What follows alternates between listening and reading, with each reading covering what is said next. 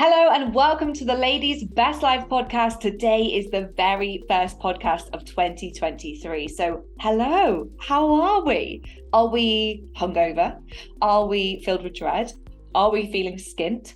Are we feeling really fucking good? I'd love to know.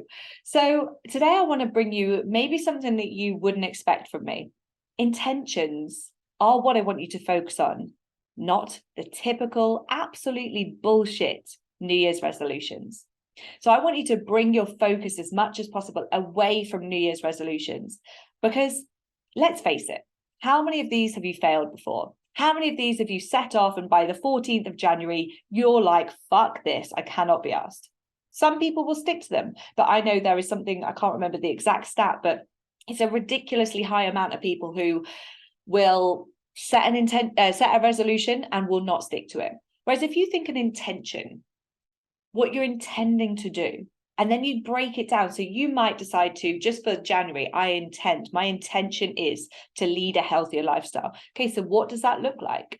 It's going to look like having, and we need to be really realistic here. Remember, don't run before you can walk. Lay the foundations before we build the skyscraper. So we want to look at, is it that you're going to drink a cup of water before your coffee every day? Okay, that's level 1 for hydration.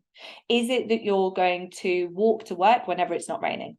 Yeah. Is it that you're going to maybe join up to a gym? That's quite a big step though. So it's looking at what are your intentions rather than a resolution where that's it. This year it's going to be completely different. I'm healthy. I'm going to do this. I'm going to do that. Well, how many times has that not worked before? Whereas if we have an intention, it's more about the being. It's more about, rather than a finite goal, like I want to be 2 stone lighter by the end of this year. It's more about like, I intend to be someone who's healthy. I intend to be someone who's a good role model for my children. I intend to be someone who looks after myself, that nurtures myself, that nourishes myself. So look at it from that angle and just see how that works for you, because it does really work with lots of people inside the coaching club. Obviously, we've worked with like over 150 people, and just a little reframe is an absolute game changer. Now, the reason why resolutions don't work is because people generally go in with too high expectations from themselves. They try and run before they can walk. They set a finite goal that just involves a load of fucking misery to get there, i.e. restrictive diets, things like keto, Cambridge, and all the other things that, will be absolutely booming at the minute. So they're not enjoying life along the way. And also impatient.